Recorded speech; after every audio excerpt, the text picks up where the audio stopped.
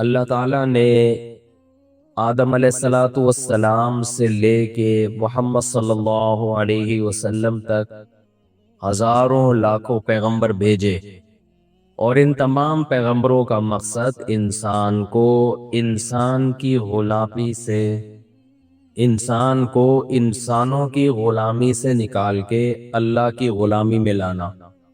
آج دنیا نے انسانوں کو اللہ کی غلامی سے نکال کے انسانوں کی غلامی میں ڈال دیا ہے، لیکن اس غلامی پہ لیبل آزادی کے لگا دیے۔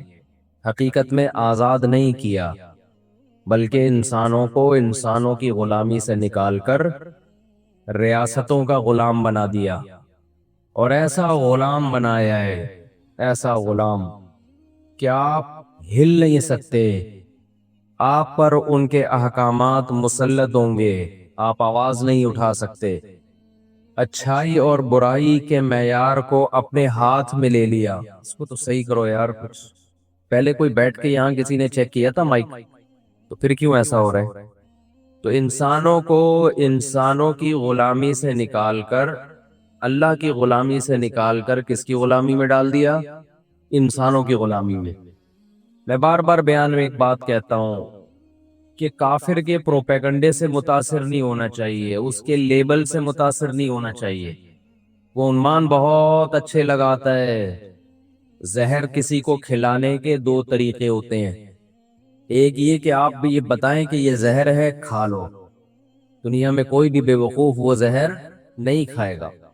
ایک طریقہ یہ ہوتا ہے کہ اس کو آپ شوگر کوٹڈ کرو، لڈو میں بند کر کے دے دو آپ، تو وہ لڈو سمجھ کے کھا جائے گا اس کو، اور شروع میں اس کو مزہ بھی بہت آئے گا، تو آدھا پونے گھنٹے کے بعد جا کے پتا چلے گا کہ میرے ساتھ ہوا کیا ہے۔ اللہ تعالیٰ ہمیشہ سے یہ چاہتے ہیں کہ میں انسانوں کو انسانوں کی غلامی سے نکالوں، اور کس کی غلامی میں لے کر آؤں؟ خدا کی غلامی میں، اللہ کی غلامی میں۔ اس کے لیے اس نے پیغمبروں کو بھیجا۔ لہذا خوب اچھی طرح سمجھ لو، آزاد زندگی صرف اسی کی ہوگی جو پیغمبروں کو فالو کرے گا، اس کے علاوہ کسی کی زندگی بھی آزاد نہیں ہے۔ آج جو دنیا میں سیاسی حالات ہیں، دنیا برائی کو اچھائی کہہ رہی ہے اور اچھائی کو برائی کہہ رہی ہے۔ غزہ کی پٹی میں چند لاکھ لوگ رہتے ہیں، اور وہ حملہ کرتے ہیں اسرائیل پر، اور جواب میں اسرائیل غزہ پہ حملہ کرتا ہے، تو دنیا کی آنکھوں میں دھول جھونکی جا رہی ہے، اور کہا جا رہا ہے پہل کس نے کی ہے؟ مغربی میڈیا جو ظلم دکھا رہا ہے نا اس وقت فلسطین میں جو ظلم ہو رہا ہے، حالانکہ وہ بہت کم دکھا رہا ہے، وہی انسان کے ہوش اڑانے کے لیے کافی ہے۔ اس طرح معصوم بچوں کو قتل کیا جا رہا ہے۔ جب آپ ان لوگوں سے پوچھتے ہیں کہ یہ اسرائیل کیا کر رہا ہے، تو جواب میں کہتے ہیں کہ پہل کس نے کی ہے؟ شاعر کا ایک شعر ہے نا، وہ قتل بھی کرتے ہیں تو چرچا نہیں ہوتا، ہم آہ بھی کرتے ہیں تو ہو جاتے ہیں بدنام۔ یہ پہل غزہ کی طرف سے نہیں ہوئی ہے، یہ فلسطینیوں کی طرف سے نہیں ہوئی ہے۔ ہم نے دنیا میں بڑے بڑے منجن بکتے ہوئے دیکھے ہیں، مجھے افسوس اس پر ہوتا ہے۔ ہماری کرکٹ ٹیم انڈیا میں جب اس نے فلسطینیوں کے حق میں آواز اٹھائی تو بہت سے ہندوؤں نے ان کے خلاف احتجاج کیا۔ ساری دنیا کو معلوم ہے کہ اس جنگ میں صحیح کون ہے اور غلط کون ہے، ساری دنیا کو 2 اور 2 4 کی طرح معلوم ہے یہ بات۔ لیکن دنیا کی وہ عظیم طاقتیں جو صبح و شام ہمیں تہذیب سکھاتی ہیں، ہمیں دہشت گرد کہتے ہیں، ہمیں دنیا کا امن خراب کرنے والا کہتے ہیں، بار بار ہمیں تانا دیتے ہیں کہ اسلام تلوار سے پھیلا ہے، بار بار ہمیں دہشت گرد، اور چیکنگ کتنی ہوتی ہے؟ جو کوئی پاکستانی یا کوئی مسلمان جاتا ہے ان کنٹریز میں، کتنی زیادہ چیکنگ ہوتی ہے۔ آپ 40-50 سالوں کی تاریخ اٹھا کے دیکھو، آپ کو پتا چلے گا کہ یہ بڑی طاقتیں کیسے دنیا کی آنکھوں میں دھول جھونکنے کی کوشش کرتی ہیں۔ اتنا زبردست طریقے سے جھوٹ بولا جاتا ہے، اتنا زبردست، اور ایسا پروپیگنڈا کیا جاتا ہے کہ لوگ اس جھوٹ کو سچ سمجھنا شروع کر دیتے ہیں۔ مجھے اکثر ایک بات یاد آتی ہے جو میں اکثر اپنے بیانات میں بھی کہتا رہتا ہوں کہ اللہ تعالیٰ نے جو قیامت بنائی ہے نا آخرت، بہت سے لوگ قیامت کے منکر ہیں نا، وہ کہتے ہیں مر کے مٹی ہو کے ختم ہو جاتے ہیں۔ سوال پیدا ہوتا ہے کہ دنیا میں اتنا کچھ غلط ہو رہا ہے کہ اگر اللہ نے انسانوں کو مار کے مٹی کر کے ختم کرنا تھا اور حساب و کتاب کا کوئی دن نہیں ہے، پھر معاذ اللہ، اللہ سے بڑا دنیا میں کوئی ظالم نہیں ہے۔ پھر سب سے بڑا الزام اس خدا پہ ہے جس نے اس کائنات کو بنایا کہ اللہ دنیا میں مظلوموں کو پوچھنے والا کوئی نہیں ہے، تو آخرت میں بھی اگر حساب نہیں ہے تو پھر اللہ میں اور آج کی بڑی طاقتوں میں، ظالم حکمرانوں میں فرق کیا ہو گیا؟ بتاؤ دنیا میں پورا حساب ہوتا ہے کیا؟ بولو بھائی، ہوتا ہے کیا دنیا میں پورا حساب؟ جنرل مشرف کی بہت ساری باتیں جن سے ہم متفق نہیں، کچھ باتیں بڑی خاندانی کر گیا وہ، کچھ غلط لوگ بھی صحیح باتیں کر جاتے ہیں نا۔ جنرل پرویز مشرف مرحوم کی پالیسیاں، ان پالیسیوں نے پاکستان کو فائدے کے بجائے نقصان پہنچایا۔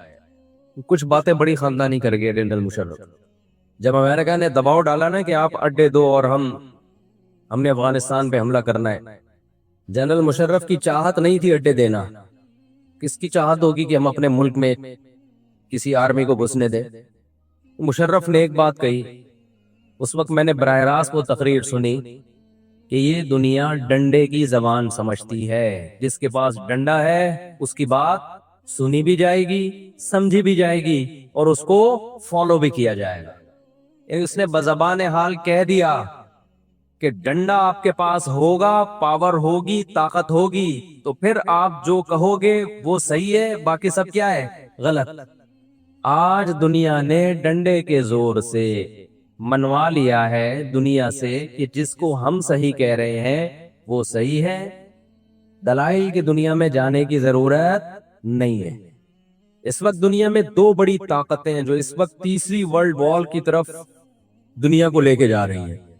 آپ کو پتہ ہے پہلی جنگ عظیم میں کتنے لوگ ہلاک ہوئے، دوسری جنگ عظیم میں کتنے لوگ ہلاک ہوئے، اور اب جب تیسری جنگ عظیم ہوگی تو ہلاکتوں کا جو ریشو ہوگا، میں سمجھتا ہوں آدم علیہ السلام کے زمانے سے لے کر اب تک دنیا میں جتنی ہلاکتیں ہوئی ہیں وہ ایک طرف ترازو کے ایک پلڑے میں رکھتے ہیں آپ، اور یہ تیسری جنگ عظیم جو اسرائیل کی وجہ سے ہونے جا رہی ہے اس میں جو ہلاکتیں ہوں گی وہ تمام ریکارڈ توڑ دیں گی، اور اس کا ذمہ دار برطانیہ، امریکہ اور اسرائیل ہوگا، جو دنیا میں سب سے زیادہ تہذیب کے ٹھیکے دار سمجھے جاتے ہیں۔ اس لیے میرے سامنے یہ نہ کیا کرو گورے کے اخلاق بہت اچھے ہوتے ہیں، تھینک یو سے بات شروع کرتا ہے، تھینک یو پہ ختم کرتا ہے۔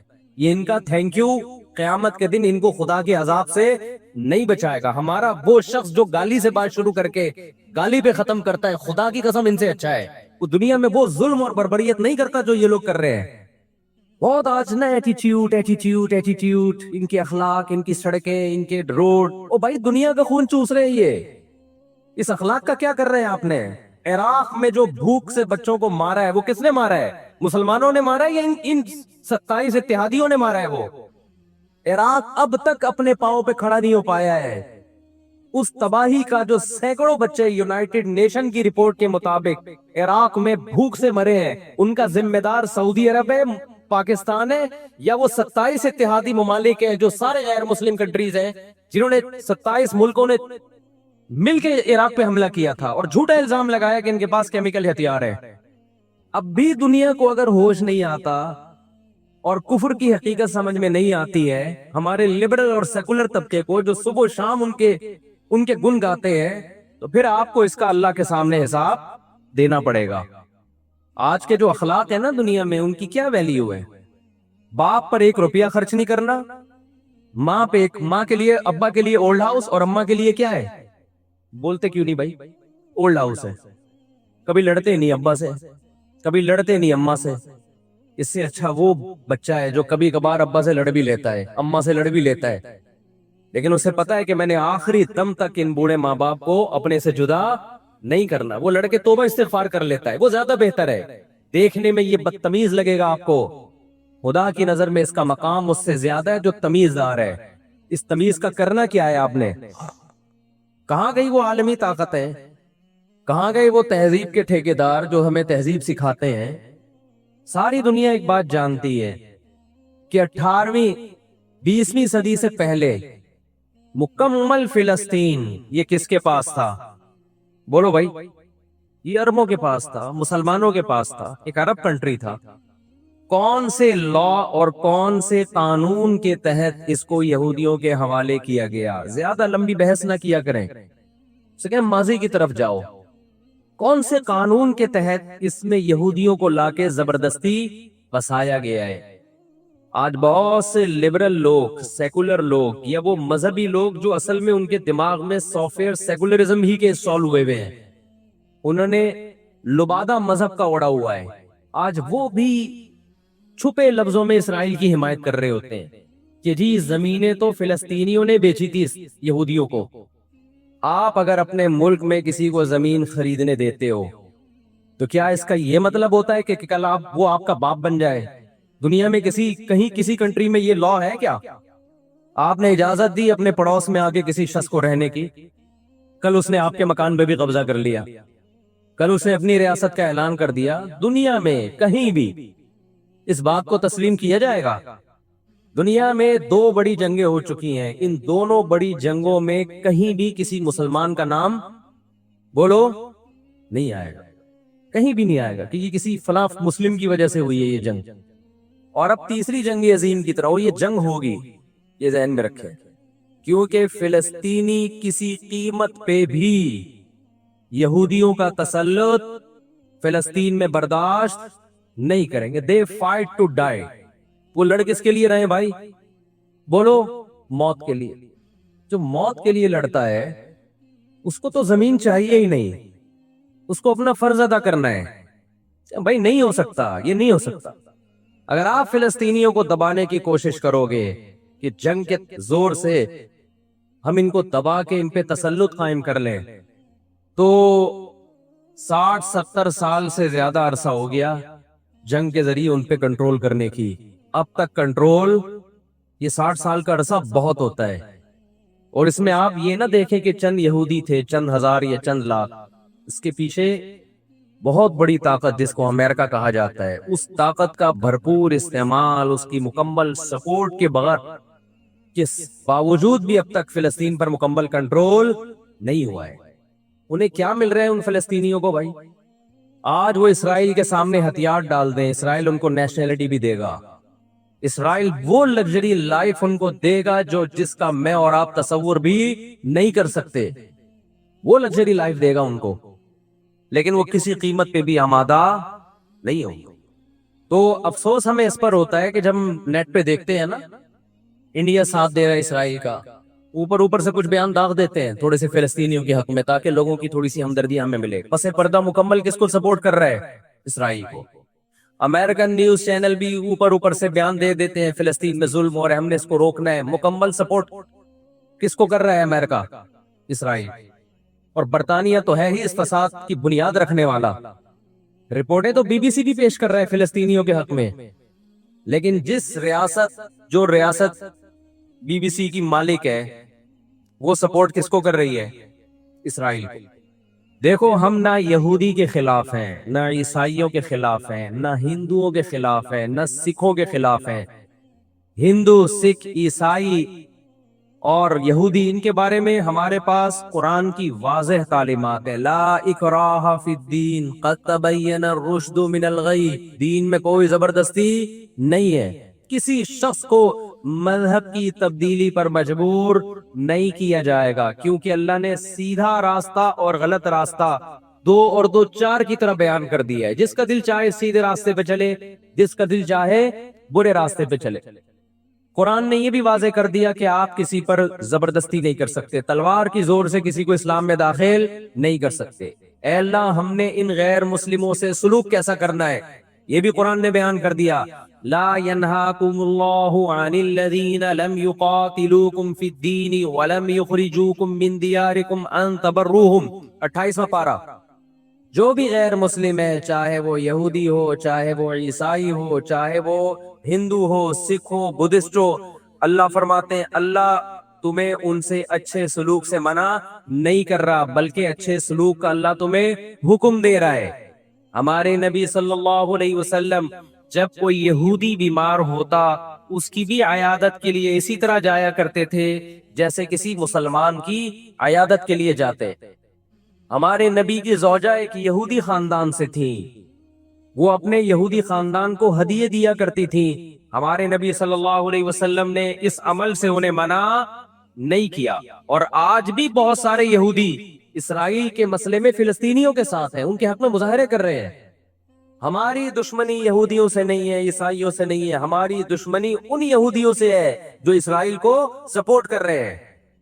آپ اگر قرآن اٹھا کے دیکھیں، اللہ تعالیٰ نے اپنے محبوب ترین پیغمبر موسیٰ کلیم اللہ وقربناہ نجیہ، جن کے بارے میں قرآن کہتا ہے وہ پیغمبر جن کو کوہ طور پہ بلا کے میں ان سے سرگوشیاں کیا کرتا تھا، اس پیغمبر کو اللہ نے اس قوم کی طرف بھیجا. کس قدر ٹینشن دی یہودیوں نے موسیٰ علیہ السلام کو، کیسے معجزے اپنی آنکھوں سے دیکھ رہے ہیں. درجنوں مرتبہ لاٹھی کو سانپ بنتے ہوئے دیکھا، سمندر کو اپنے سامنے دو ٹکڑے ہوتے ہوئے اس قوم نے دیکھا جو آج اسرائیل پہ قبضہ، فلسطینیوں پہ ظلم کر رہی ہے. آج یہودی کیا کہتے ہیں کہ بیت المقدس ہمارا ہے، ہمارے پیغمبر موسیٰ علیہ السلام، ابراہیم علیہ السلام، یعقوب علیہ السلام، اسحاق علیہ السلام، یہ تو سارے ہمارے پیغمبر ہیں، یہ سارے ہمارے پیغمبر ہیں، تو یہ ہمارا قبلہ ہے. یہ قرآن کیا کہتا ہے؟ آپ سورہ بنی اسرائیل اٹھائیں. وَقَضَيْنَا إِلَى بَنِي إِسْرَائِيلَ فِي الْكِتَابِ لَتُفْسِدُنَّ فِي الْأَرْضِ مَرَّتَيْنِ وَلَتَعْلُنَّ عُلُوًّا كَبِيرًا فَإِذَا جَاءَ وَعْدُ أُولَاهُمَا بَعَثْنَا عَلَيْكُمْ عِبَادًا لَنَا أُولِي بَأْسٍ شَدِيدٍ فَجَاسُوا خِلَالَ الدِّيَارِ وَكَانَ وَعْدًا مَسْئُولًا ثُمَّ رَدَدْنَا لَكُمُ الْكَرَّةَ عَلَيْهِمْ وَأَمْدَدْنَاكُمْ بِأَمْوَالٍ وَبَنِينَ وَجَعَلْنَاكُمْ أَكْثَرَ نَفِيرًا إِنْ أَحْسَنْتُمْ أَحْسَنْتُمْ لِأَنفُسِكُمْ وَإِنْ أَسَأْتُمْ فَلَهَا فَإِذَا جَاءَ وَعْدُ الْآخِرَةِ لِيَسُوءُوا وُجُوهَكُمْ وَلِيَدْخُلُوا الْمَسْجِدَ كَمَا دَخَلُوهُ أَوَّلَ مَرَّةٍ وَلِيُتَبِّرُوا مَا عَلَوْا تَتْبِيرًا. اللہ کہتے ہیں ہم نے تمہیں 2 چانس دیے بیت المقدس میں، 2 چانس، 2 دفعہ ہم نے تمہیں بیت المقدس پہ غلبہ عطا کیا، لیکن جب تم نے بدعمالی کی، تم اپنی تاریخ اٹھا کے دیکھو، 2 دفعہ تمہاری بیت المقدس میں دھلائی ہوئی ہے، 2 دفعہ تمہاری پٹائی ہوئی ہے بیت المقدس میں، اور وہ تمہاری بدعمالیوں کی وجہ سے ہوئی ہے. تو یہودیوں کے ہاتھ سے جو بیت المقدس نکلا ہے وہ ہماری وجہ سے نہیں نکلا، وہ کس کی وجہ سے نکلا ہے؟ ان کی اپنی ناشکریاں اور اپنی بدعمالیوں کی وجہ سے نکلا ہے. اللہ نے پھر عیسائیوں کو غلبہ عطا کیا بیت المقدس پہ. دنیا میں 3 مسجدیں ایسی ہیں جو اللہ کی نظر میں بہت مقدس ہیں، اور ان پر حکومت کرنے کا حق، کنٹرول کرنے کا حق اسی کو ہے جو اللہ کے دین برحق کو ماننے والے ہیں. یہ اسلام کی روشنی میں، ایک مسجد حرام، ایک مسجد نبوی اور تیسری مسجد اقصی، یہ اسلام کی روشنی میں. اور دنیا کے قوانین کی روشنی میں بھی دیکھا جائے، ہو سکتا ہے یہودی کہ میں اسلام کو نہیں مانتا، امریکہ کہے میں اسلام کو نہیں مانتا، آپ نہ مانے اسلام کو، لیکن آپ ریاستوں کے حقوق کے تو قائل ہیں نا. 18ویں 19ویں صدی کے آخر میں دنیا میں جن ممالک کی لکیریں کھنچ چکی تھیں، پوری دنیا کا معاہدہ ہے، پوری دنیا کے ایگریمنٹ ہے کہ جس ریاست کو ہم نے تسلیم کر لیا ہم اس کے خلاف مسلح لڑائی، بولو نا، نہیں لڑ سکتے. مجھے ایک بات بتاؤ، آج اگر برطانیہ اٹھ کے پاکستان پہ حملہ کرتا ہے، دنیا کس کو برا بھلا کہے گی؟ بولو نا کیا ہو گیا؟ برطانیہ کو کہے گی نا. اگر وہ کہے کہ میں یہاں پہلے حکومت کر کے گیا ہوں، یہودی کہتے ہیں نا ہم نے بیت المقدس پہ حکومت کی ہے لہذا ہمارا حق ہے. بھائی حکومت تو برٹش نے بھی کی ہے پورے بر صغیر پر، لیکن آج کیا برطانیہ کو اجازت دی جائے گی کہ چونکہ آپ پہلے ہندوستان پہ حکومت کر کے گئے ہیں لہذا آپ دوبارہ بھی اٹیک کر سکتے ہیں؟ کیا دنیا کے کسی قانون میں اس کی اجازت دی جا سکتی ہے؟ یہی کہا جائے گا بھائی ونس اپون اے ٹائم، اب جب ایک کنٹری بن گیا ہے اور آپ نے اس کو ایز اے کنٹری تسلیم کر لیا ہے، دنیا نے تسلیم کر لیا ہے، اب اس کی لکیریں کھنچ چکی ہیں، اب اس سے 1 انچ بھی دنیا میں کسی کنٹری کو اس سے آگے بڑھنے کی اجازت نہیں ہوگی تو یہ بین الاقوامی لا اور بین الاقوامی قانون کی روشنی میں جرم سمجھا جائے گا. فلسطین اور بیت المقدس اسلام کی روشنی میں بھی مسلمانوں کا ہے، اور بین الاقوامی قوانین کی روشنی میں بھی کس کا ہے؟ مسلمانوں کا ہے وہ. تو دو وجوہات ہیں. تو آپ بتاؤ اتنی بڑی وجہ کے ہوتے ہوئے کیا فلسطینی وہ مسجد چھوڑ سکتے ہیں کیا؟ آج ہماری مسجد پہ کوئی شخص آئے, کوئی دوسرے مولوی صاحب آ جائیں کہ میں مسجد پہ قبضہ کرنا چاہتا ہوں, کیا کمیٹیاں قبضہ کرنے دیتی ہیں؟ بولو بھائی کیا ہو گیا؟ نہیں دیتی. حالانکہ وہ بھی مولانا صاحب ہی ہیں, لیکن پھر بھی کوئی قبضہ کر لے انسان برداشت کر لیتا ہے. چلو جی ایک مولانا کو نکالا تو دوسرا بھی کون آیا ہے؟ تو مسلمان ہی آیا ہے نا. لیکن ایک مسجد ہے, کوئی ہندو آ کے کہتا ہے کہ یہ مسجد میرے حوالے کر دو, جبکہ اس مسجد کے کاغذات بھی آپ کے پاس ہیں, مسجد آپ کے لیے رجسٹرڈ ہے اور ایز اے مسجد رجسٹرڈ ہے, تو کیا آپ کسی غیر مسلم کے حوالے کر دو گے مسجد؟ اس کا مطالبہ کرنا اللیگل بھی ہوگا, اور اسلام کی روشنی میں ہمارے لیے اس کے حوالے اپنی مسجد کو کرنا یہ بہت بڑا جرم ہوگا. خدا کے سامنے جواب دیں ہوں گے ہم. 20-22 سال کی بات ہے, میری ملاقات پاکستان میں کچھ فلسطینیوں سے ہوئی. ہم نے ان سے پوچھا کہ کیا کہانی ہے یہ فلسطین کے حالات کی. انہوں نے کہا ہم کسی قیمت پہ بھی 1 انچ بھی یہودیوں کے حوالے نہیں چھوڑیں گے. لن نترک شبرا للذل, ذلت کے لیے ایک بالش بھی ہم ذلیل ہو کر ایک بالش زمین بھی ان کے حوالے نہیں کریں گے ہم. تو وہ تو کٹنے کے لیے تیار بیٹھا ہے بھائی, وہ تو کٹنے کے لیے تیار بیٹھا ہے. کسی نے بڑی پیاری بات کہی ہے, لوگ کہتے ہیں نا کہ ہم سب فلسطین جو ہے وہ یہودیوں کے کنٹرول میں ہے. بعض لوگ سادہ ہوتے ہیں, بات بڑی گہری کہہ جاتے ہیں. اس نے کہا بات یہ ہے کہ صرف آزاد دنیا میں فلسطین ہی ہے, باقی چاہے وہ مسلم کنٹریز ہو یا غیر مسلم, سب کس کے کنٹرول میں ہے؟ بولتے کیوں نہیں؟ یہودی کے کنٹرول میں. آزاد تو صرف فلسطینی ہی ہے, وہ کنٹرول میں نہیں آیا. بھی اگر وہ کنٹرول میں آیا ہوتا تو یہ جنگ نہ ہو رہی ہوتی ہے. ابھی کنٹرول میں تو ہم اور آپ ہیں میرے بھائی, اور آپ ان کے کنٹرول میں. 1 ارب سے زیادہ مسلمان ہیں, 1 ارب سے زیادہ. اور یہودی کتنا ہے؟ 1 کروڑ بھی میرا خیال ہے نہیں ہوگا. لیکن یہ 1 ارب سے زیادہ مسلمان کس کے کنٹرول میں ہے؟ اور میں آپ کی اطلاع کے لیے عرض کروں, اس وقت اسرائیل امریکہ کا غلام نہیں ہے. خوب سمجھ لے, امریکہ کی گچی کس نے پکڑی ہوئی ہے؟ اسرائیل نے پکڑی ہوئی ہے. انڈیا, اسرائیل انڈیا کا غلام نہیں ہے. انڈیا کی گچی پکڑی ہوئی ہے کس نے؟ گچی سمجھتے ہو؟ گچی یہاں سے پکڑ کے نا بندہ ہل نہ سکے. چھوٹا سا ملک ہے, سازشوں کی وجہ سے, طاقت کی وجہ سے نہیں, مکاریوں اور سازشوں کی وجہ سے دنیا کو کنٹرول میں کیا ہوا ہے. سازشیں کسے کہتے ہیں؟ ایک بہت طاقتور آدمی جو آپ کے کنٹرول میں نہ ہو, آپ اس کے کسی راز پہ مطلع ہو جائے, اسے کسی برائی میں ڈالیں اور خفیہ ویڈیو بنا لیں آپ, اور بولیں جو میں کہہ رہا ہوں کرتا رہے ورنہ یہ ویڈیو لیک کر دوں گا. وہ انتہائی پاورفل آدمی بھی کنٹرول میں کس کے آ جائے گا؟ ایک انتہائی کمزور آدمی کے کنٹرول میں.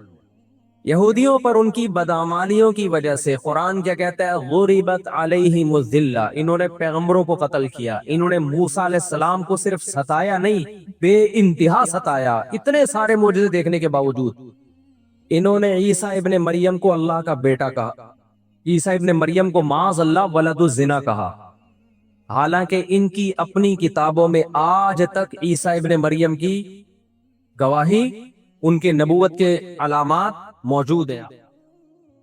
دیکھو رسول اللہ صلی اللہ علیہ وسلم نے فرمایا لو انکم تتوکلون علی اللہ لرزقتم کما ترزق الطیر تغدو خماسا وتروح بطانا. کیا عجیب الفاظ ہیں.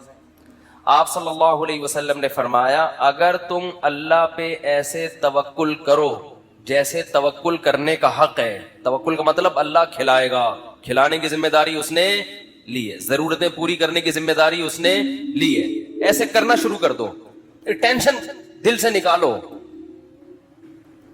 ہر آدمی ٹینشن سے مرا جا رہا ہے نا, پتہ نہیں کیا ہو جائے گا کل, بچوں کی اسکول کی فیسیں بھر سکوں گا نہیں بھر سکوں گا, بیگم کے خرچے پورے کر سکوں گا نہیں کر سکوں گا. چھوڑو بھائی, یہ ٹینشن لینے کی نہیں ہے.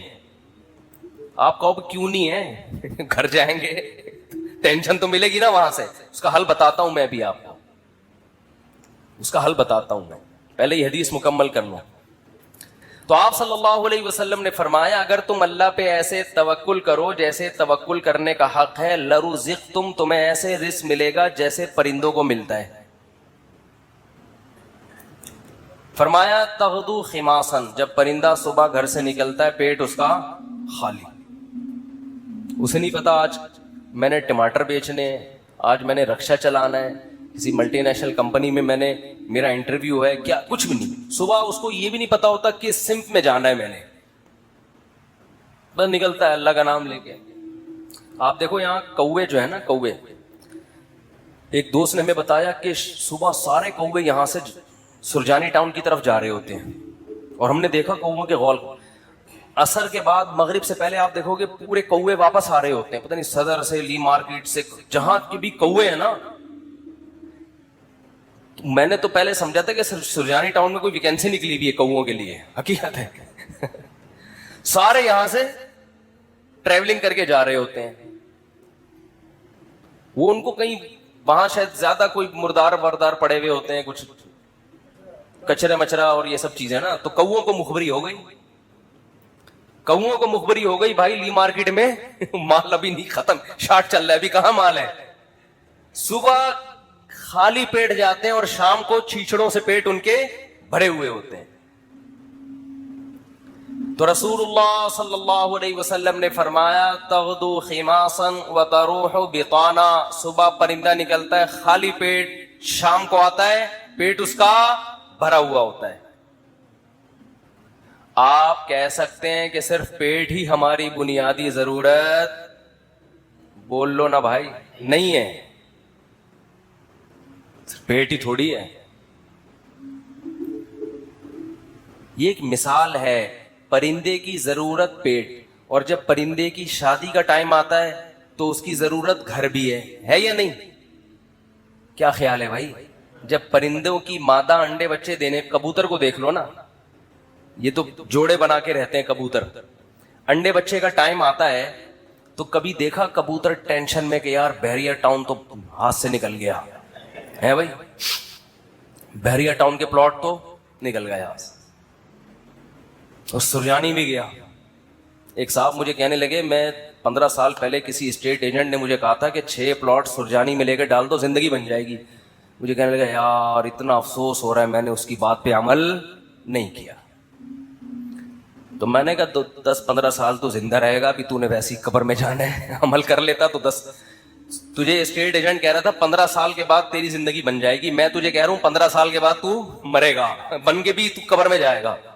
15 سال کے بعد جو ہے نا، تو وہ اسٹیٹ ایجنٹ کے 15 سال پرانی پیش گوئی پہ تو افسوس ہو رہا ہے، میں جو سچی مچی کی پیش گوئی کر رہا ہوں کہ تو مرے گا 15 سال میں، تیری ہڈیوں میں ابھی اتنا گودا نہیں ہے زندہ رہنے والا، اس پہ ٹینشن نہیں ہو رہی. اس کا مطلب بھول چکے ہیں موت کو. او بھائی 15 سال پہلے تو سرجانی میں 6 پلاٹ لیتا، آج عیش کرتا، تو وہ 15 سال کے بعد عیش کے قابل نہ رہتا. تو سوچ لے جو 15 سال بعد تو جو اینڈ سرجانی میں پلاٹ لے کے ہونا تھا، وہ پلاٹ لیے بغیر بھی وہی اینڈ ہو رہا ہے. تو ٹینشن کس بات کی بھائی؟ اور ٹینشن لے گا تو 15 سال کے بجائے 5 سال میں وہ انجام ہو جائے گا تیرا، جو 15 سال بعد ہونا تھا. تو میں یہ کر رہا تھا کہ پرندے کو جو رزق ملتا ہے صرف پیٹ نہیں بھرتا اس کا. جب پرندے کی شادی کا ٹائم آتا ہے، وہ بالغ ہوتا ہے، تو پیر بنتا ہے، کبوتر کبوتری کا، چڑا چڑیے کا بنتا ہے نا جوڑا. نہ اس نے کہیں سے ڈپلوما حاصل کیا گھر بنانے کا ہے بھائی، نہ NID یونیورسٹی میں وہ پڑھا ہے، کوئی انجینئرنگ نہیں اس کو ہے، کوئی انجینئرنگ بولو بھائی. جس قسم کا گھر اس کو چاہیے فطرت اسے اس طرح کا گھر بنانا سکھا دے. کھجور کے درختوں میں سوراخ کر کے رہتے ہیں، اور آپ دیکھو یہ پرندے کیسے، یہ نر مادہ مل کے کیسے تنکے تلاش کر رہے ہوتے ہیں اور کیسے ان کو بہترین انداز سے پرو رہے ہوتے ہیں. ایسے نہیں کہ کوئی بھی کچرا اٹھا کے، ہم جب مرغیوں کے ڈڑبے بناتے ہیں نا تو کچھ بھی اٹھا کے ڈال دو اس کے اندر. پرندہ ایسا نہیں کرتا، بڑی تمیز سے، بڑے خوبصورت انداز سے وہ گھونسلہ بناتا ہے، خوبصورت انداز سے، ایسا کہ وہ سردی گرمی سے بھی محفوظ رہے، دشمنوں کے شر سے بھی محفوظ رہے. بہت خوبصورت انداز سے وہ گھونسلے بناتے ہیں. تو آپ بتاؤ انسان جو اشرف المخلوقات ہے، جس کے لیے اس کائنات کو بنایا گیا، اللہ اس کی گھر کی ضرورت پوری نہیں کرے گا؟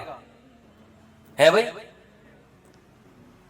اصل میں آپ نے جس گھر کو ضروری سمجھا ہے وہ اللہ کی نظر میں وہ عیاشی ہے, وہ ضرورت نہیں ہے, وہ آپ کی بہت اوپر کا سوچ رہے ہیں آپ. لوگ کرائے کے گھروں پہ افسوس کرتے ہیں نا, اپنا گھر نہیں بنا سکے. بھائی گھر کی ڈیفینیشن یہ ہے کہ جیسے پرندہ جو گھر بناتے ہیں قیامت تک کے لیے نہیں بناتا, اسے فی الحال اپنی فیملی کو پالنے کے لیے ایک عدد ایسے گھر کی ضرورت ہوتی ہے جہاں بلی سے حفاظت ہو, جہاں سردی اور گرمی سے حفاظت ہو. اللہ کہتے ہیں تیری یہ بنیادی ضرورت ہے, چونکہ تو نسل بڑھا رہا ہے فطرت کی تکمیل کے لیے, تو اس گھر کی ضرورت پوری کرنا یہ کس کے ذمے ہے؟ یہ فطرت کے ذمے, جس کو جو خدا ہے, اصل میں خدا کے ذمے ہے. پرندہ نسل بڑھاتا ہے اس کائنات کی رنگینیوں کو برقرار رکھنے کے لیے, اپنے لیے نہیں. تو اب آپ بتاؤ, جب آپ کی نسل پیدا ہوگی جو مقصود کائنات ہو, تو گھر کی بنیادی ضرورت خدا نے اپنے ذمے لی ہے کہ نہیں لی ہے؟ وہ پرندوں کی ضرورتیں پوری کر رہا ہے اور انسان کو ٹینشن میں ڈال دے, تو یہ آپ کی بنائی ہوئی ٹینشن ہے, یہ خدا کی دی ہوئی ٹینشن نہیں ہے, یہ اللہ کی طرف سے عطا کردہ ٹینشن نہیں ہے, یہ آپ کی ٹینشن ہے جو آپ نے اپنے اوپر مسلط کر لی. پرندہ جو گھر بناتا ہے وہ بھی کرائے کا گھر ہوتا ہے, اس کا ذاتی نہیں. کرائے کا مطلب نکلنا ہے اس نے یہاں سے, ہمیشہ کے لیے تھوڑی ایک ہی جگہ گھونسلا. پھر جب اس کے انڈوں سے بچے نکلتے ہیں, ایک تو 12 گھنٹے کی ڈیوٹی ہوتی ہے کبوتر اور کبوتری کی. 12 گھنٹے کبوتر, یہ شکر کرو اللہ نے مردوں میں ایسا نظام نہیں رکھا, یہ اللہ کا بڑا فضل ہو گیا. ہمارے یہاں خواتین ہی پالتی ہیں, مرد کا کام ہے شیلٹر دینا, تحفظ دینا, خرچہ اٹھانا. 12 گھنٹے کبوتر بیٹھے گا اور 12 گھنٹے کبوتری. اب کمانے کا ٹائم کم ہو گیا, کیا خیال ہے؟ پہلے 12 گھنٹے دن میں کمانے میں لگ رہے تھے ان کے, اور رات میں آرام میں, ایسے ہی ہے نا. اب ذمہ داری بڑھ گئی, کمانے کے لیے ٹائم کم ہو گیا. ذمہ داری کیا بڑھ رہی ہے؟ اب اپنا بھی کمانا ہے اور اپنے بچوں کے لیے بھی دانا لے کر آنا ہے. ٹائم کم ہے کمانے کے لیے اور کھانے والے زیادہ. کہ نہ آج تک دیکھا کہ بھوک سے مرے ہو پرندوں کے بچے, کہیں قحط پڑا ہوا ہو تو ایک الگ بات ہے. کبوتر کبوتری جاتے ہیں, باریاں سیٹ کرتے ہیں, 12 گھنٹے یہ 12 گھنٹے وہ, پھر جب چوزے نکل جاتے ہیں اس سے بچے نکل جاتے ہیں, وہ بھی کما کے خود بھی اپنا پیٹ بھی بھر رہا ہے اور اپنے بچوں کا پیٹ بھی بھر رہا ہوتا ہے. وجہ کیا ہے؟ پرندہ ٹینشن نہیں لیتا. اگر ٹینشن لینا شروع کر دے نا کہ یہاں پلاٹ کیوں نہیں بنا, یہاں گھر کیوں نہیں بنا, تو پرندہ بچے پیدا کرنا ہی چھوڑ دے. جیسے کہ آج گوروں نے چھوڑ دی ہیں, انگریزوں نے چھوڑ دی ہے نا. کتے پال رہے ہیں, وہ کتے کیوں پالتے ہیں؟ وہ بہت سے انگریز ہم لوگوں پر اعتراض کرتے ہیں کہ کتا اتنا وفادار جانور, تم اس سے دل کیوں نہیں بہلاتے؟ ہم کہتے ہیں انسان سے زیادہ وفادار نہیں ہے. کتے وہ پالے جس کے پاس پالنے کے لیے بچے نہ ہو, انسان نہ ہو, وہ پالے. اور کتوں سے صرف دل ہی بہلا سکتے ہو. کتا کما کے نہیں دے گا آپ کو, اولاد آپ کو کما کے دے گی. اولاد اپنے اختیار سے محبت کرے گی. کتا جو آپ سے محبت کر رہا ہے اپنے اختیار سے نہیں, قدرت نے فطرت نے اس میں وفا اور محبت کے سافٹ ویئر انسٹال کیے ہوئے ہیں, وہ اپنی مرضی سے یہ کام نہیں کر رہا, اس لیے آپ کو خوشی بھی نہیں ہوتی. اولاد تو اپنے اختیار سے آپ کی خدمت کرتی ہے. بیٹا ہوگا تو بہویں بھی ہوں گی, داماد بھی ہوں گے, بیٹی ہوگی تو پوتے بھی ہوں گے, نواسے بھی ہوں گے. کتا ہوگا تو یہ سب چیزیں بولو. تبھی تو انگریزوں کا سارا سیٹ اپ ختم. آپ کسی گورے سے ملے نا, یہ کون ہے, یہ گورا تعارف کرو, یہ میرا فرینڈ ہے, یہ میری گرل فرینڈ ہے, بس سارا سیٹ اپ ختم. کبھی دیکھا گورا تعارف کروا رہا ہو آپ امریکہ کسی گورے کے گھر جائیں, یہ میری خالہ ہیں, یہ میری پھپھو ہیں, یہ میری ممانی ہیں, یہ میری چاچی ہیں, میری بھتیجی ہے, یہ میرا بھانجا ہے, یہ میرے بردر ان لا ہیں, یہ میرے مدر ان لا ہیں, اور یہ میری نانی ساس اور دادی ہمارے ہیں. تو اتنے پوری ایک چین چلتی ہے. انگریزوں کے یہاں یہ تکلف نہیں, میں ہوں, یہ پتہ نہیں کون ہے, اتفاق سے کل اس سے ملاقات ہو گئی تھی, دوستی ہو, اس سے زیادہ رشتے نہیں. ایک عدد اماں ہوتی ہیں, وہ بھی اولڈ ہاؤس میں, वो भी कहाँ है? Old house. तो वो कुत्ते इसलिए पालते हैं, इसलिए नहीं पालते कि वो कुत्तों की वफा से उनको बड़ा अच्छा लगता है, इतने वफादार हैं। कुत्तों से ही सबक सीख लेना चाहिए अंग्रेजों को कि कुत्ते तुम्हारे साथ वफा कर रहे हैं, तुम अपने बाप के साथ वफा नहीं कर रहे। समझ रहे हो? ये तुम्हारे साथ वफा कर रहा है और तुम अपने बाप को ओल्ड हाउस में जमा करा रहे हो। कुत्ता नहीं जमा कराएगा बुढ़ापे में तुम्हें, वो कहेगा जैसा भी है बर्दाश्त करूंगा। गैर मुस्लिमों की जो खूबियां है ना, वो अव्वले नजर में, पहली नजर में आपको, बातिन नजर में बहुत जबरदस्त लगेंगी। जब आप उनकी गहराई में जाओगे तो आपको लगेगा इन तिलों में तेल नहीं है। ये सिर्फ ऊपर ऊपर के अखलाक हैं। मैं अक्सर एक बात कहता हूं ना कि लोग अक्सर हमें कह रहे होते हैं कि अंग्रेजों के अखलाक बहुत अच्छे, थैंक यू, बात शुरू करने से पहले 3 दफा थैंक यू। जैसे हमारे कोई वजीफा जब बताया जाता है ना, तो शुरू में अव्वल आखिर 11 दफा दुरूद शरीफ पढ़े। तो अंग्रेज भी जब कोई बात करेगा थैंक यू से शुरू करके थैंक यू पे खत्म। और हमारे यहाँ गालियों से शुरू करके दरमियान में भी गाली और आखिर में भी गाली। इतना वो थैंक यू नहीं कहता जितनी हमारे यहाँ गालियां हैं। लोग मुझे कहते हैं मुफ्ती साहब आप फिर भी कहते हो मुसलमान अच्छे हैं, इतनी गालियां दे रहे हैं सुबह शाम, फिर भी अच्छे हैं। और अंग्रेज हर बात में मुस्कुराता है थैंक यू, फिर भी। मैं कहता हूं भाई वो थैंक यू पे पैसे खर्च नहीं हो रहे। हम जब घर में जाते हैं तो हमसे जो घर वालों के, बेगमों के मुतालबे होते हैं ना, गोरा ये मुतालबे अफोर्ड बोलो नहीं कर सकता। हम घर वालों को घर मुहैया करना किसकी जिम्मेदारी है? ये जो बहरिया टाउन के प्लॉट के लिए मचल रहा होता है तो बेगम की वजह से टेंशन में होता है। बीवी ना हो तो रोड पे भी जिंदगी गुजर जाती है। घर करोड़ों रुपए का घर लेके देगा, बच्चों के लिए प्रॉपर्टी खरीद रहा होगा, मैं मर गया तो बच्चों का क्या होगा? अंग्रेज करता ही है कि मैं मर गया तो बच्चों का क्या होगा। गवर्नमेंट पालेगी, मैं थोड़ी पालूंगा। हमें पता है कि भाई हमने इंतजाम करके जाना है इनके लिए। फिर महल्ले के खराब लड़कों के साथ तो नहीं बैठ रहा, सुबह शाम ये टेंशन। दुआएं करा रहे होते हैं मौलवी साहब के पास, मौलवी साहब दुआ करो मेरा बच्चा आजकल चर्सियों में उठ रहा बैठ रहा है, दुआ करो कुछ इंसान का बच्चा बन जाए। गोरे को ये टेंशन होती है? कभी देखा गोरा पादरी के पास गया हो कि मेरा बच्चा जो है वो चर्सियों में आजकल बैठ रहा है? पादरी कहे मैं तो खुद पीता हूं। पादरी कहेगा मैं तो खुद पीता हूं, पी लिया तो क्या हो गया, क्या कर लेगा? वो तो टेंशन फ्री लोग हैं भाई, रिलेशन ही नहीं है उनका। फिर बेगम के भाई घर में आ रहे हैं तो उसको पूछा क्यों नहीं। एक साहब ने बताया मेरा इतना फड्डा हो गया घर में, एक दिन मेरा साला आ गया, मैं कहीं दिमाग मेरा हाजिर नहीं था, मैंने उसको चाय का पूछना भूल गया। मैं कह रहा है जो मेरी बेगम ने हंगामा किया है कि मेरे भाइयों को पूछते नहीं हो इतनी। और ये औरत के लिए टेंशन उठा रहा है मर्द। किसके लिए? औरत के लिए। गर्लफ्रेंड नहीं रखी हुई उसने, पूरी जिंदगी की टेंशन। उसके बाप को भी बाप बना लिया, उसकी मां को क्या बना लिया। अपने अब्बा भी थे, अपनी अंग्रेज अपने अब्बा अम्मा को ओल्ड हाउस में जमा कर रहा है। हमारे सच्ची मुच्ची के अब्बा अम्मा पहले से थे, हमने जनाब एक मदर इन लॉ और फादर इन लॉ को भी ले लिया हमने। वो कह रहे हैं हम एक बाप से तंग है, तुम 2 बाप पाल रहे हो यार।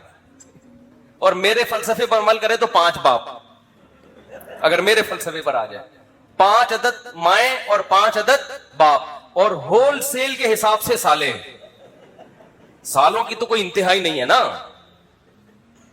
गर्लफ्रेंड का भाई आपके मामलात में दखल अंदाजी बोलो नहीं करेगा कि तुमने कायदे आजम के मजार का टाइम लिया हुआ था, पहुंचे क्यों नहीं। कभी हो तो गर्लफ्रेंड का भाई आपको फोन करे यार मेरी सिस्टर से तुम्हारी दोस्ती और तुम टाइम पर उसको दे नहीं रहे। इसलिए गोरा गर्लफ्रेंड रखता है, मुसलमान निकाह करके टेंशन लेता है। जब आपने निकाह करके किसी औरत को घर ले आए, टाइम पे घर नहीं आ रहे, साले का फोन आए। सभी तो उसको साला कहते हैं, कबाब में हड्डी। साले का फोन आएगा तो आदमी जल के क्या कहता है साले का फोन आ गया, कहता है ना, तो साले का फोन आ गया।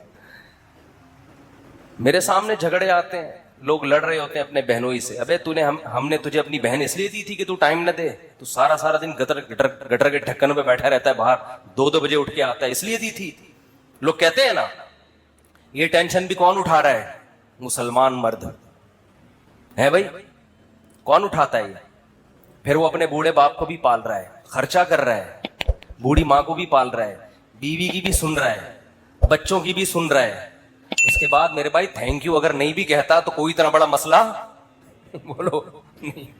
लाखों रुपए घर पे खर्च कर रहा होता है वो, तो गालियां तो बनती है ना, देनी नहीं चाहिए। वो मोइन अख्तर साहब का प्रोग्राम था ना, कई दफा बयान कर चुका हूं, वो अनवर मकसूद के साथ। तो अनवर मकसूद ने मोइन अख्तर से पूछा कि आपके मामू क्या करते हैं। पहले मोइन अख्तर से पूछा कि कैसा कैसा चल रहा है। उन्होंने कहा कि अल्लाह का शुक्र है, नलकों में पानी आ रहा है, लोड शेडिंग भी नहीं है, सब सेट चल रहा है। उसने कहा पहले पाकिस्तानी हैं जो इतने अच्छे हालात बता रहे हैं, कहाँ रहते हैं? उसने कहा दुबई में रहता हूं मैं। उसने कहा दुबई में रहता हूं। फिर उसने पूछा कि आपके मामू क्या करते हैं? उसने कहा गालियां देते हैं। मामू का काम सुबह से शाम क्या है? हालात ऐसे हैं ना, हालात ऐसे हैं कि मामू का काम सुबह से शाम सिवाय गालियां देने के, अंग्रेज कुछ दिन यहां रह के जाए, जैसे मोइन अख्तर के मामू गालियां देते थे ना, अंग्रेज इंग्लिश में ऐसी गालियां देगा। कुछ दिन यहां रहे तो सही, ये तो हमारा हौसला है। तो उसने कहा गालियां क्यों देते थे? उसने कहा मालिक मकान पानी के पैसे लेने आ गया, तो मामू उसको ले गया, बोला तू एक लोटा भर के दिखा। पानी है नहीं, तो पानी के पैसे लेने आ, तू एक लोटा भर के दिखा। कह रहे बैठे बैठे लाइट चली गई, तो मामू ने बल्ब के रिश्तेदारों को गालियां देना शुरू कर दी। बल्ब के रिश्तेदारों को। तो हम जिस माहौल में रहते हैं, मुसलमान का बहुत बड़ा ज़र्फ है। वो एक औरत के लिए बड़ी कुर्बानियां देता है, उसको इज्जत के साथ घर में लेकर आता है, उसके बच्चों की कफालत, उसके बाप को इज्जत देना, उसके भाइयों को इज्जत देना, उसकी माँ को इज्जत देना। तो मेरे भाई उसके बाद अगर 4-6 गालियां कभी वो निकाल दे, तो हमारे नबी सल्लल्लाहु अलैहि वसल्लम ने औरत को हुक्म दिया है कि वो अपने शौहर की फर्माबरदारी करे। नबी ने क्या फरमाया? यकफुरनल अशीर, शौहर की नाफरमानी करती हैं। वो नाफरमानी क्या?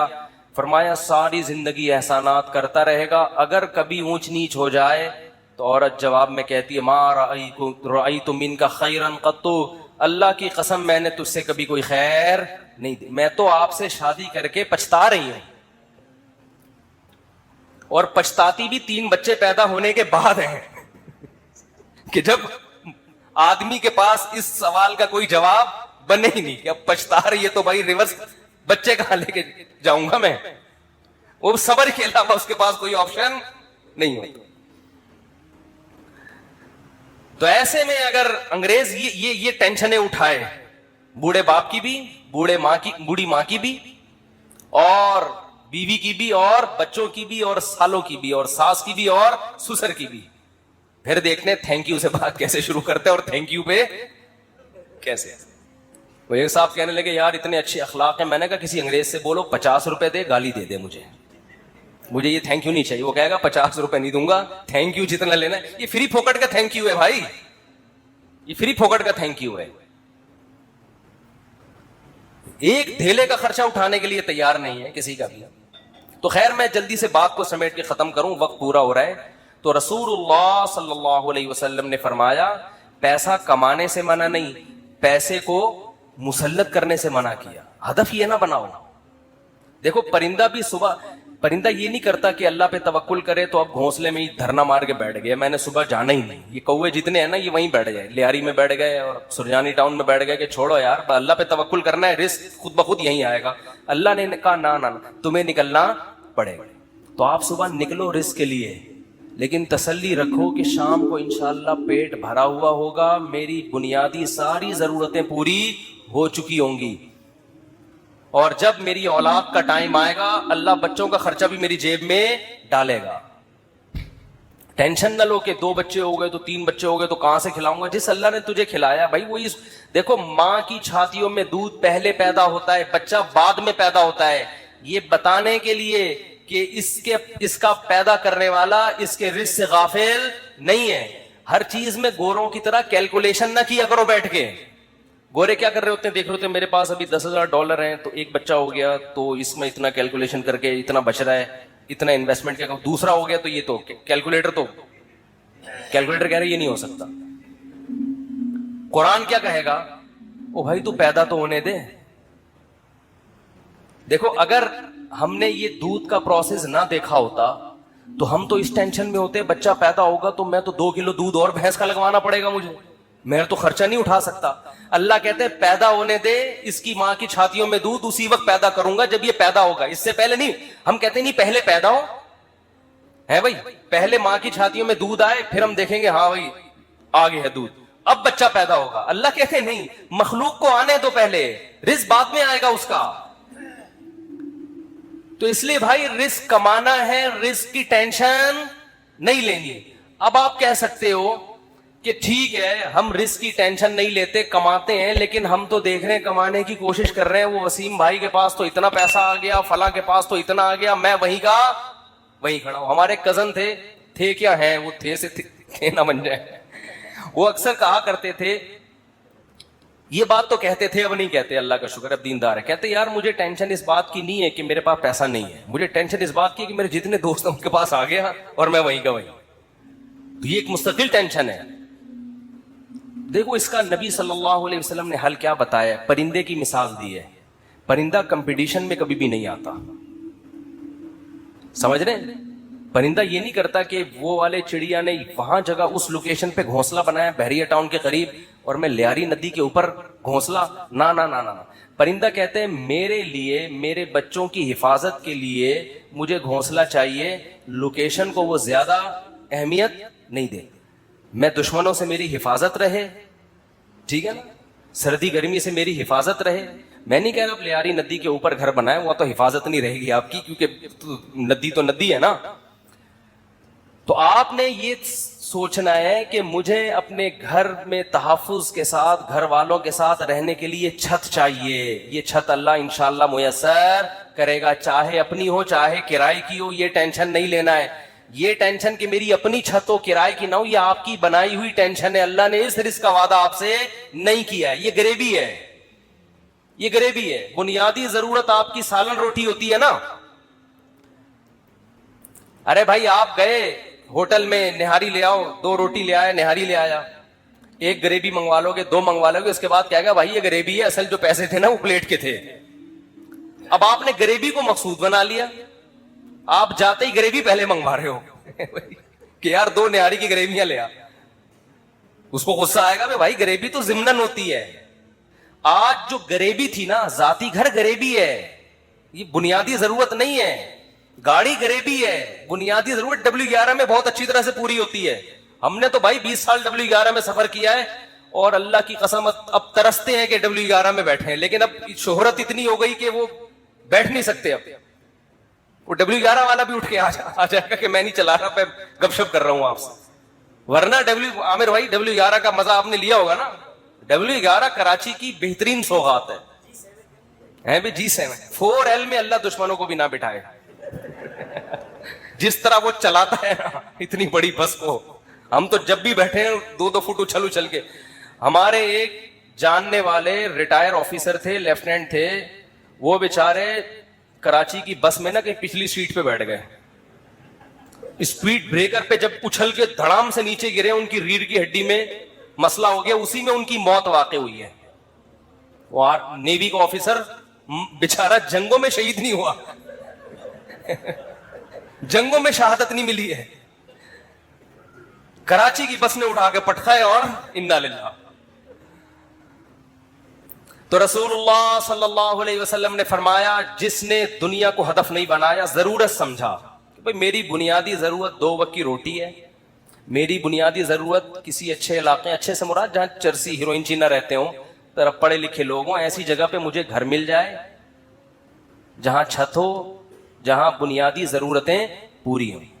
بس یہ بیسک ضرورت, چاہے وہ اپنا ہو چاہے وہ کرائے کا ہو.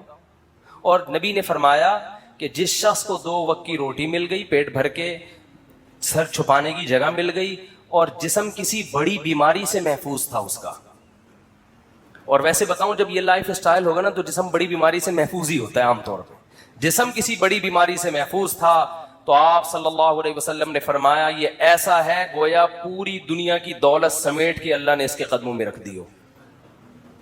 اب اگر یہ ٹینشن لے رہا ہے نا بحریہ ٹاؤن کی اور ڈیفنس کی اور DHA کی وہ اسکیم میں میں نے, تو یہ غریبی کی ٹینشن ہے, یہ دل میں دنیا کی محبت کی علامت ہے.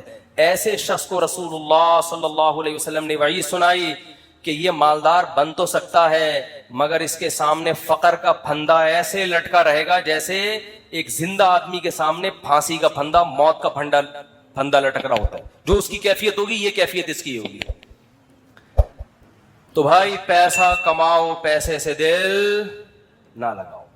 اور دل سے پیسہ نکالنے کا طریقہ کیا ہے؟ خرچ کرو. ہمارے حضرت فرمایا کرتے تھے کہ پہلے زمانے میں بزرگان دین کڑک کڑک نوٹ جلوایا کرتے تھے، 5-5 ہزار کے نا، کہتے جلاؤ اس کو. آج اس کی اجازت نہیں ہے، اس میں نقصان ہے، لیکن دل سے نکالنے کے لیے نا جلواتے تھے. تو آپ جلائیں نہیں، خرچ کریں. کبھی کبھار ایسے گڈی نکال کے کسی اچھے ٹرسٹ میں دے دی، کسی غریب کو دے دی. اور سب سے زیادہ مصداق پیسہ خرچ کرنے کا آپ کے قریبی رشتہ دار ہیں، ان کو دو. آج کل لوگوں نے ہدیے رشتہ داروں میں دینا چھوڑ دیا ہے. بس عید بقرعید پہ کوئی کھانا وانا کھلا دیتے ہیں، بھائی بہن کو لفافے میں ایک گڈی ڈالے، پکڑا دے، جلے گا. جب یہ دل جلے نا، اتنا صدقہ ہو کہ دل میں آرے چلے، تو یہ آرے چلنے سے دل آئینے کی طرح شفاف ہو جائے. شاعر نے کہا ہے نا، آئینہ بنتا ہے رگڑے لاکھ جب کھاتا ہے دل، کچھ نہ پوچھو دل بڑی مشکل سے بن پاتا ہے دل. دل کو دل بنانا تھوڑا ڈیفیکلٹ کام ہے.